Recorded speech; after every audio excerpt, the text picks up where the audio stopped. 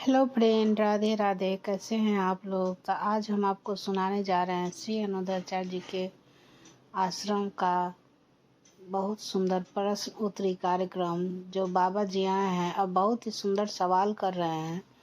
तो मैं चाहती हूँ कि आप भी सुनिए। बहुत अच्छा सवाल कर रहे हैं और अनुद्धाचार्य जी ने बहुत अच्छा जवाब दिया। तो आइए सुनते हैं। आया हूँ आपके दर्शन के लिए। अच्छा टीवी पर रोज आपकी कथा 12 महीना सुनते हैं जी।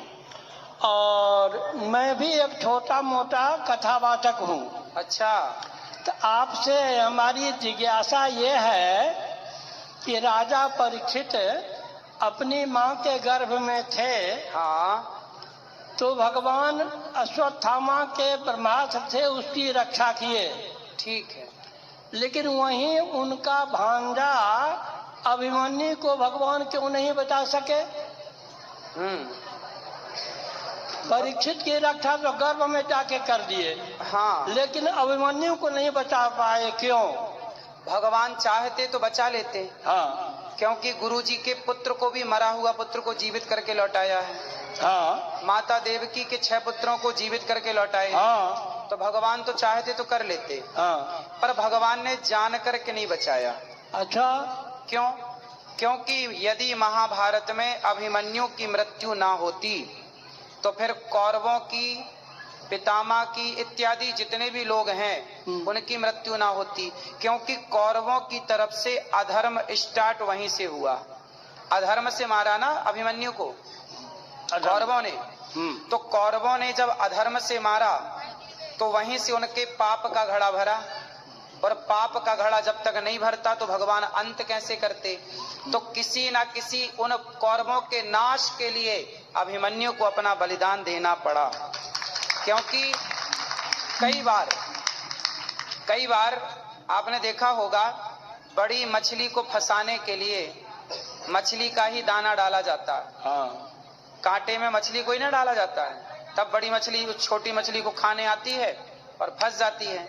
तो अभिमन्यु वो छोटी मछली बन गए, जिस छोटी मछली के चक्कर में सारे बड़ी बड़ी मछलियां फंस गईं और सबने उस चक्कर में अधर्म किया। अभिमन्यु को मारने के लिए सारी हदें पार कर दी कौरवों ने। भगवान ने कहा अच्छा मार लो, तुम हमारे एक को मारोगे ना, हम तुम्हारा सर्वनाश कर देंगे। तुमने अधर्म किया है ना। यदि अभिमन्यु ना मरते तो फिर ये बताओ, फिर दुर्योधन कैसे मरता? हाँ। दुर्योधन की जांघों पे बाण प्रहार किया गदा का, तो दुर्योधन की जांघों पे गदा नियम, गदा युद्ध का नियम था कि आप जांघों पे नहीं मार सकते। नहीं। बलराम जी ने इसका विरोध किया था। तो भगवान ने बलराम जी को यही तो समझाया था कि इस दुर्योधन ने निहत्थे अभिमन्यु को मारा, तो जब इसने अधर्म किया तो इसके लिए भी अधर्म होगा। अधर्मी को अधर्म से मारना, हर बार अभिमन्यु का उदाहरण दिया गया। तो भगवान ने खुद चाहा कि अभिमन्यु की इतनी ही आयु थी, और सच बताएं अभिमन्यु इतने के लिए ही आए थे, इस लीला के लिए ही आए थे। इसलिए भगवान ने कहा कि बहन, यदि मैं तुम्हारे बच्चे को बचाता हूं तो आने वाले युगों की बहनें कहेंगी कि अपने भांजे को बचाया, क्या कन्हैया हम तुम्हारी बहन नहीं हैं, हमें नहीं बचाओगे? इसलिए भगवान इस प्रकृति के नियम को भी तो नहीं बदलना चाहते थे। ये मृत्यु लोक है। फिर एक अभिमन्यु को बचाते तो फिर सारी बहनें बोलती कि हमारे बच्चे को भी बचाओ। तो भगवान फिर प्रकृति के नियम से, जो मृत्यु लोक बना है उस नियम से भगवान कैसे समझौता करते? इसलिए मृत्यु लोक में सबको मरना है, तो इसलिए भगवान ने नहीं बचाया कि देखो भाई, कल आप ना रोना कि जब आपके परिवार में कोई जाए, देखो भगवान बोले कि मेरा भी भांजा गया, इस मृत्यु लोक में आए हैं तो मरना पड़ेगा। इसलिए इस मृत्यु लोक की मृत्यु को सार्थक भी तो बनाना था। भगवान ही अपने बनाए नियम बदलते तो फिर लोग आरोप लगाते ना कि वाह, अपने भांजे के लिए तो आपने तोड़ दिया नियम, तब ये मरा है तो इसके लिए भी आप तोड़ो। इसलिए भगवान ने कहा कि जो कर सकते थे, गुरु जी का बेटा जिंदा करके दिखा। दूसरा प्रश्न ये है कि जब अश्वत्थामा द्रौपदी के 5 पुत्रों की हत्या कर दिया जी, और अर्जुन अश्वत्थामा को पकड़ के ले गए द्रौपदी के पास, हाँ, बोले कि ये तुम्हारे 5 पुत्रों का हत्यारा है, इसकी क्या सजा होना चाहिए, तुम अपने मुंह से सुनाओ। जी। तो द्रौपदी बोली कि इन्हें छोड़ दो।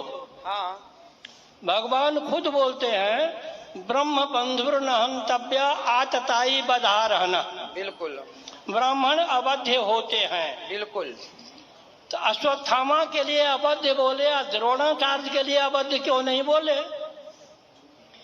द्रोणाचार्य जी, देखिए ऐसा है, द्रोणाचार्य जी ने गलतियां की। ब्रह्म बंधुर न हंतव्य तताई बधारणा मयैवो भयमामनातम परिपाहि अनुशासनम। हाँ। भगवान कृष्ण कहते हैं कि ब्राह्मण को कभी मारना नहीं चाहिए और आताताई को कभी छोड़ना नहीं चाहिए। हाँ। तो ये जाति से तो ब्राह्मण है अश्वत्थामा, पर कर्मों से आताताई है। अब सवाल आप कर रहे हैं कि जब ब्राह्मणों को मारना नहीं चाहिए तो फिर गुरु द्रोणाचार्य को क्यों मरवाया गया? हाँ। क्योंकि गुरु द्रोणाचार्य जी ने गलतियां की। गलती क्या की कि अपने शिष्य से अंगूठा मांग लिया, एकलव्य से। अच्छा। अब आप हमें पढ़ाओ, आप हमें शिक्षा दो और पढ़ा करके आप हमसे अंगूठा मांग लो कि तुम अपनी विद्या का कहीं प्रयोग ना कर सको, तो क्या ये गुरु का धर्म था? बताइए। धर्म तो नहीं था, लेकिन छल से सीख लिया था ना। कोई बात नहीं, भले छल से सीखा तो विद्या ही तो सीखा था। अपराध क्या किया था उसने? विद्या सीखना क्या अपराध था? नहीं, उनकी प्रतिज्ञा थी, ब्राह्मण के सिवा किसी अन्य को हम नहीं पढ़ाएंगे। क्यों ऐसी प्रतिज्ञा ली? ये प्रतिज्ञा भी गलत थी। क्यों नहीं पढ़ाएंगे? शिक्षा पर सबका अधिकार है, तो क्यों नहीं पढ़ाएंगे? क्या निषाद राज को नहीं पढ़ाया वशिष्ठ जी ने? क्या परशुराम जी ने कर्ण को नहीं पढ़ाया? फिर क्यों आप ऐसी प्रतिज्ञा उल्टी सीधी लेंगे? और जब आप पितामह, जब गुरु द्रोणाचार्य गुरु होकर के आपने एक शिष्य का अंगूठा काटा, अंगूठा कटवाया, तो फिर आपका गला तो कटेगा, क्योंकि आपने जो किया है वो भरपाई तो को ना काहू को सुख दुख कर दाता, निज कृत कर्म भोग सब भ्राता। ये सब कर्मों का दंड है। गुरु द्रोणाचार्य ने जो कर्म किए, भरी सभा में द्रौपदी की जब साड़ी उतर रही थी तो वहां गुरु द्रोणाचार्य भी तो बैठे थे। क्यों नहीं सिर काट दिया दुशासन का? क्यों नहीं तलवार उठाई? आप तो विद्वान भी थे, आप तो योग्य भी थे, आपके बाणों का तो कोई मुकाबला भी नहीं कर सकता था, तो क्यों नहीं? आप गुरु थे तो क्यों नहीं अपनी चेली का तुमने रक्षा किया? भाई तुम्हारे शिष्य की बहू तो थी, तो गुरु तो पिता होता है, तो वो द्रौपदी इस रिश्ते से बहू लगी ना, पुत्र की पत्नी, पुत्र वधू लगी ना, तो पुत्र वधू की लाज लुट रही है और वो बुला भी रही है कि गुरु द्रोणाचार्य बचाओ। आप क्यों नहीं बचा रहे हैं? क्या वो धर्म था? तो अधर्म किया था तो अधर्मी को अधर्म से मारना ही धर्म है। यही कृष्ण की नीति है। धन्यवाद। समझ में आ गई? तीसरा एक तो और है छोटा सा। हाँ हाँ। अभी अभी आपने कहा हाँ कि गुरु कोई भगवान नहीं होते हैं, हाँ, मार्गदर्शक हैं। ठीक है। लेकिन श्लोक बनाने वाले श्लोक बनाए हैं कि गुरुर ब्रह्मा गुरुर विष्णु गुरुर देवो महेश्वर, गुरु साक्षात पर ब्रह्म तस्मै श्री गुरुवे नमः। हाँ, साक्षात पर ब्रह्म क्यों बोला? इस श्लोक का अर्थ आप क्या करते हैं बताइए? हाँ? इस श्लोक का अर्थ आप कैसे करते हैं? हम ये करते हैं, अर्थ गुरु हमारे ब्रह्मा विष्णु शंकर के सदृश हैं और परब्रह्म के समान है। अब हम क्या अर्थ करते हैं सुनो। हाँ। गुरु कौन है? गुरुर ब्रह्मा, ब्रह्मा ही गुरु है। अच्छा। गुरुर विष्णु, हाँ। भगवान विष्णु ही गुरु है। गुरुर्देवो महेश्वरा, हाँ। साक्षात शिव ही गुरु है। गुरु साक्षात पर ब्रह्म, पार ब्रह्म परमात्मा श्रीमन नारायण ही हम सबके गुरु हैं। कृष्णम वंदे जगत गुरु। अब बात ये आई कि गुरु गुरु गोविंद दोऊ खड़े काके लागू पाए, हाँ। बलिहारी गुरु आपने गोविंद दियो बताए। हाँ। ऐसा है कि एक बार क्या हुआ, गुरु और शिष्य दोनों खड़े थे, तभी गुरु जी के पास भगवान आए। तो अब भगवान भी आ गए और गुरु जी भी आ गए और चेला आया। अब चेला ने देखा भगवान जी भी खड़े और गुरु जी भी खड़े। चेला कंफ्यूज हो गया। चेला को लगा प्रणाम किसे करूं? तब गुरु जी ने कहा, तब भगवान ने कहा गोविंद दियो बताए। भगवान ने कहा कि बेटा पहले गुरु जी को प्रणाम कर, क्योंकि इनके द्वारा तू मुझ तक पहुंचा है। अब ये बताओ, भगवान ने कहा कि पहला प्रणाम गुरु को करो, तो पहला प्रणाम तो गुरु को ही करना चाहिए। हमारी श्री संप्रदाय में पहला प्रणाम गुरु को ही होता है, दूसरा प्रणाम भगवान को होता है। हाँ। लेकिन गुरु भगवान से कम नहीं है, पर आप गुरु को भगवान भी तो नहीं कह सकते। हमारी संप्रदाय में ये भी तो कह सकते, ये भी है ना कि जैसे स्त्री सबको तो अपना पति नहीं कह सकती ना, तुम भी मेरे पति, तुम भी मेरे पति ना, पति तो एक होगा ना। जब पति एक है, दो नहीं हो सकते, तो भगवान एको ब्रह्म द्वितीयो नास्ति, जब ईश्वर एक है तो फिर दूसरा कोई भगवान कैसे हो सकता है। भगवान तक पहुंचाने का एक रास्ता देते हैं गुरु।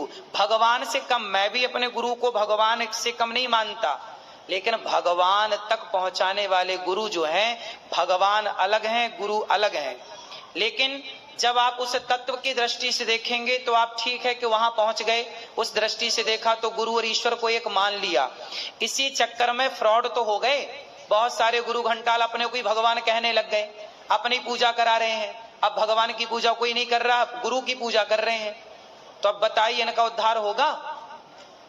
आजकल लोग गुरु के चक्कर में भगवान की पूजा नहीं कर रहे हैं। अब बताइए, नारद जी गुरु है, नारद जी ने मंत्र किसे दिया? ध्रुव जी के गुरु कौन है? नारद जी हैं। तो नारद जी जैसे गुरु मिले तो ध्रुव जी ने नारद जी के पांव तो पकड़े, मंत्र तो लिया, पर ध्यान भगवान का करके भगवान को पाए ना। क्या ध्रुव जी ने नारद जी को ही भगवान मान लिया कि आप ही भगवान हैं? जब ध्रुव जी नारद जैसे गुरु को पाकर के जब उन्होंने भगवान में मन लगाया, तो हम भी गुरु को पाकर के भगवान में ही मन लगाएं। सही है?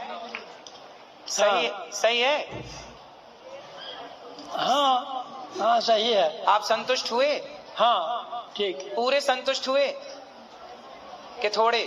पूरा नहीं, पूरा संतुष्ट नहीं हुए। तो बताइए कैसे होंगे पूरे संतुष्ट? और हमारे जैसे बहुत जिज्ञासु लोग हैं ना, आप बताइए। ये लोग भी प्रश्न करना चाहते हैं। नहीं, आप और कर लीजिए। आप संतुष्ट नहीं हुए तो कर लीजिए, हम और समझाएं और कह दें आपसे। आपको क्या समझाएं, आप तो हमारे पिता तुल्य है। बताइए क्या पूछना है? अच्छा, तब तक में याद कर लेते हैं। अच्छा, तो वीडियो कैसा लगा आप ज़रूर बताइएगा, और एक लाइक एंड सब्सक्राइब करना नहीं भूलिएगा।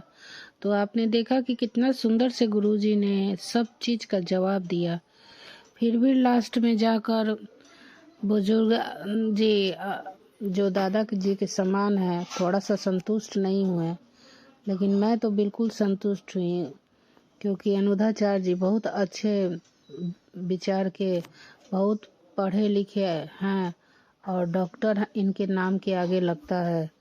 तो ये बहुत अच्छा से कहानी कहते हैं और हर चीज़ का जवाब सही ढंग से देते हैं। तो राधे राधे आप सभी कोई को, और वीडियो कैसा लगा ज़रूर बताइएगा, एक कमेंट ज़रूर कीजिएगा, और राधे राधे भाई। तो इसी तरह से हम वीडियो आपके सामने लाते रहेंगे। आप सभी को इससे अनुरोध है कि आप भी बताएं कि मैं किस तरह का वीडियो बनाऊं, तो आप ज़रूर कमेंट कीजिएगा और लाइक एंड सब्सक्राइब करना नहीं भूलिएगा। राधे राधे फ्रेंड।